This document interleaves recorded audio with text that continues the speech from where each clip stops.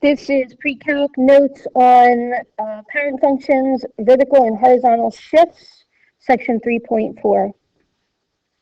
The first thing that we have to do is we have to know the shapes of the parent functions. And here's a definition of parent function. A function whose graph is a certain shape and has the simplest algebraic rule for that shape. Here they are.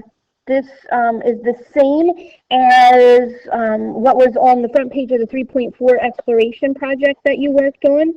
You have to memorize these functions, just the shapes of the graphs. Some of them you already know. You've been working with them in algebra classes, about half of them at least.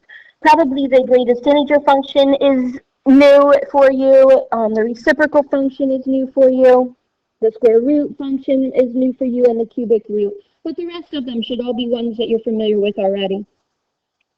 I uploaded this both on my website and on Google Plus for you so that you have it to use as you're studying. All right, moving on to vertical shifts. And again, this is something that you did in Algebra 2. You did it on some very basic parent graphs. And so in pre-calc, we're going to expand the parent graphs that you're going to work on. And we're also going to expand some of the transformations. Vertical shifts is something you should already be familiar with.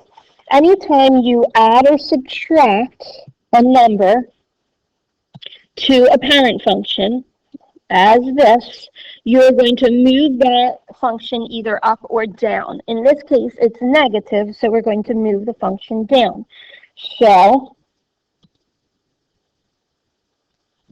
I'm moving it down 4. I'm going to take the vertex, which is at 0, 0, and I'm going to go down to negative 4.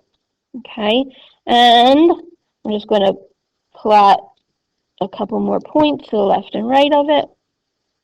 There it is. Okay, that's really ugly, but it's the same parabola, just shifted down 4.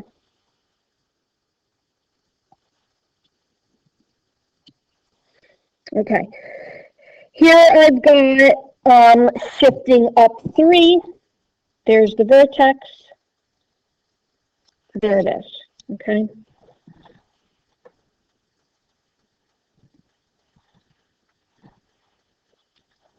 Sorry about that. That was the wrong slide.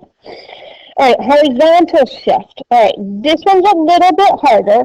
So if we have an add or a subtract happening before the parent function, or inside parentheses, or inside the grouping symbol, what that does is it shifts the graph left or right.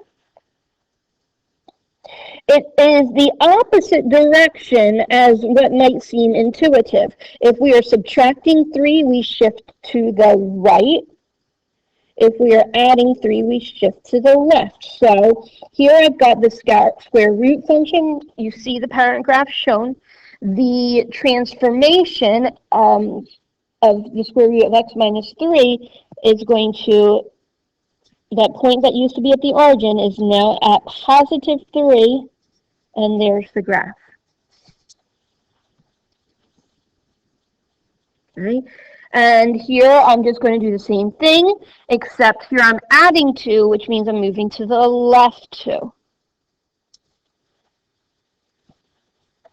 right, I think that I am done first video.